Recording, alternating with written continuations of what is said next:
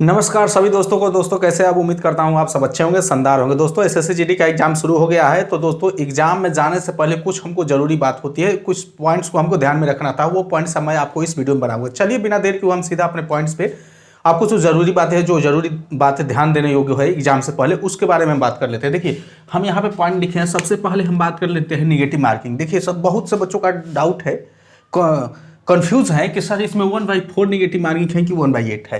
तो देखिए मैं आपको क्लियर कर देता हूं, ठीक है, एकदम आपको ऑफिशियली तौर पे मैं क्लियर कर देता हूं कि 1/4 निगेटिव मार्किंग है नहीं, या 1/8 निगेटिव मार्किंग है। देखिए जो प्रीवियस ईयर था, यानी 2022 की हमारी वैकेंसी थी, मतलब 50,187, ठीक है। इसमें आपका देखिए सब दिया है 0.50, ये आपका निगेटिव मार्किंग था। यानी आप गलत जवाब देते हो किसी प्रश्न का तो आपका इतना नंबर सही में से माइनस होगा। यानी अगर आप एक प्रश्न का गलत जवाब देते हैं तो इतना नंबर जो है आपका माइनस सही में से कट के मतलब घट जाएगा, ठीक है। अगर आपका 2 प्रश्न गलत होता है तो आपका 2 प्रश्न पे 1 नंबर आपका माइनस हो जाएगा, ठीक है। 1 नंबर माइनस हो जाता था पिछले 2022 वाली वैकेंसी में, ठीक है। अगर 4 प्रश्न गलत करते हैं तो आपका 4 प्रश्न, सॉरी यहाँ पे नहीं, 4 प्रश्न आप गलत करते हो तो 4 प्रश्न पे 2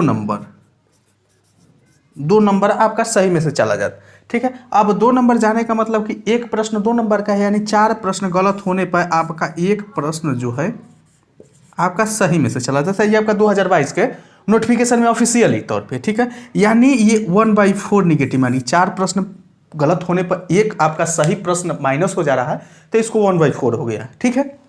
लेकिन अभी आपका जो 2023 की वैकेंसी है नहीं, तो इसमें आपका 1/8 ऑफिशियली तौर पे है। अब ये किस प्रकार है देखिए, इसमें है 0.25 मार्क्स आपका जो है, एक प्रश्न आपका गलत होता है तो इतना आपका 0.25 नंबर आपका सही में से माइनस हो जाएगा, ठीक है, समझ गए। तो अब देखिए इसका मतलब कि अगर आप 4 प्रश्न गलत करते हो, 4 प्रश्न, ठीक है, 4 प्रश्न अगर आप गलत करते हो, 4 प्रश्न गलत पे आपका जो है 1 नंबर माइनस होगा, ठीक है, 1 नंबर माइनस होगा। यहीं अगर आप 8 प्रश्न गलत करते हो तो आपका जो है 2 नंबर माइनस होगा सही में से, यानी 8 प्रश्न पे 2 नंबर माइनस था। अभी बताइए कि जो है एक प्रश्न 2 नंबर कैरी कर रहा है कि ना, एक प्रश्न 2 नंबर तो कैरी कर रहा है, तो यानी अगर आप 8 प्रश्न गलत कर रहे हो तो आपका एक सही प्रश्न जो है माइनस हो जाएगा।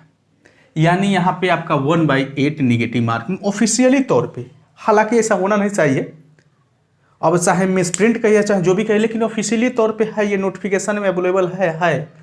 या ना हम इसको बता रहे हैं ना आप, ना इसको हम चेंज कर सकते हैं ना ही आप, लेकिन ऑफिशियली में ये है। अभी 2022 वाली वैकेंसी में 50,127 में एक 1/4 है। हो सकता है जो है उसमें कुछ मिसप्रिंट हो गया होगा, वो अलग बात है, बट यहाँ पे है 1/8 निगेटिव मार्किंग। तो भाई जाहिर सी बात है कि जब नोटिफिकेशन में जो है उसी को तो हम फॉलो करेंगे, नोटिफिकेशन से बाहर तो हम फॉलो नहीं करेंगे, चाहे मिसप्रिंट हो चाहे जैसे भी हो। अगर मिसप्रिंट भी होगा तो उसका अमेंडमेंट आ गया होता, लेकिन कोई अमेंडमेंट नहीं आया, ठीक है। तो ये हो गया।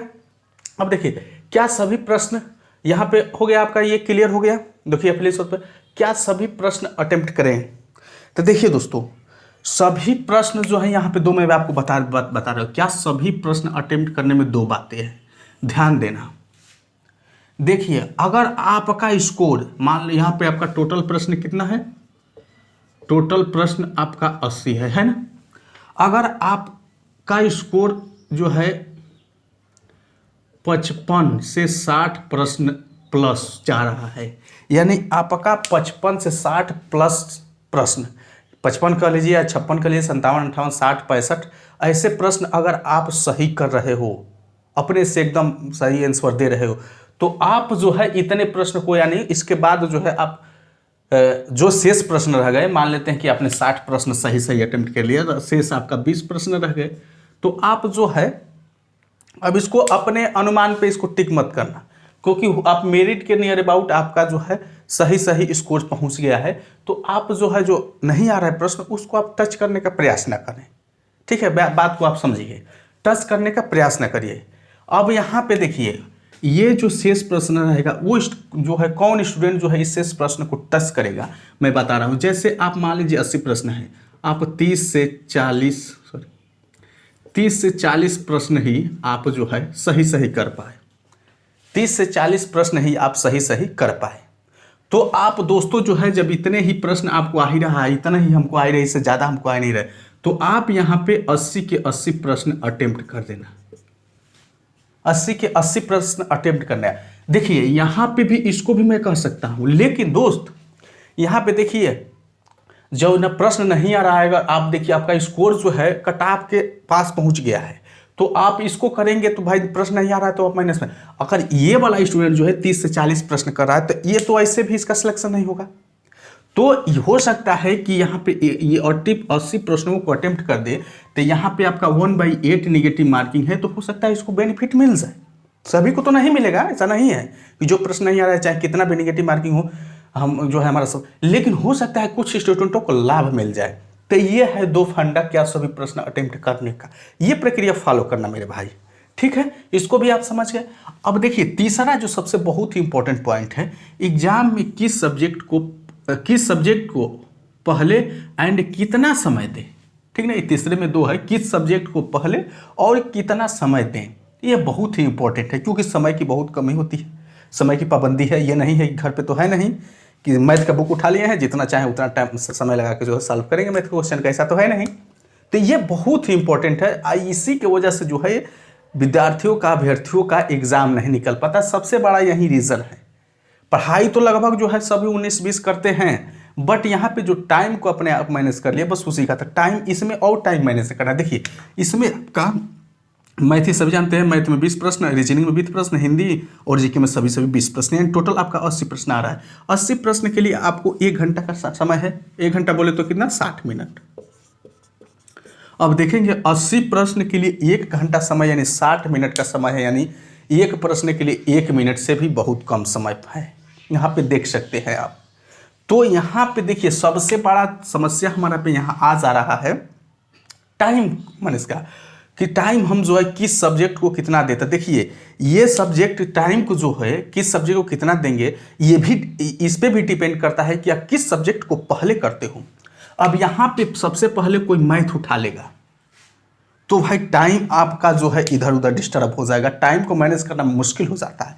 कोई उठेगा यहाँ पे रीजनिंग उठा लेगा तो भी जो है वो टाइम में मैनेज करने में फंस सकता है, फंस जाता भी है। यहाँ पे देखो ना ही आप रीजनिंग उठाओ ना ही हिंदी उठाओ, मैं क्यों कर रहा हूँ, देखो मैथ रीजनिंग उठा लोगे ऐसा नहीं है, हो जाएगा, लेकिन यहाँ पे फंसने का सबसे ज़्यादा चांसेस रहता है। देखो आप सबसे पहले या तो हिंदी उठा लेना या फिर जीके उठा लेना, इन दोनों समय से कोई एक उठा सकते हो, कोई दिक्कत नहीं, चाहे जीके उठा लो चाहे हिंदी उठा, कोई दिक्कत नहीं। इसमें भी 20 प्रश्न आ रहा है, आप देख रहे हो, इसमें भी 20 प्रश्न आ रहा है, सब में 20 प्रश्न। अब आप चाहोगे दोस्त तो आपका हिंदी है 10 मिनट या जीके 5 मिनट, यानी 15 मिनट में ही आपका टोटल हो गया।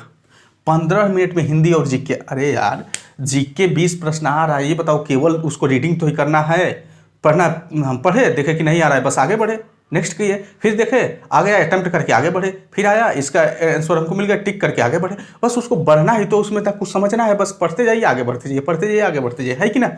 तो इसमें 5 मिनट पर्याप्त है, इससे ज़्यादा समय नहीं। अगर इससे ज़्यादा समय लग रहा है तो तब आप टाइम को मैनेज कर ही नहीं पा रहे हो। हिंदी को भी ठीक हो आपको 10 मिनट है, 10 मिनट ज़्यादा नहीं लगेगा।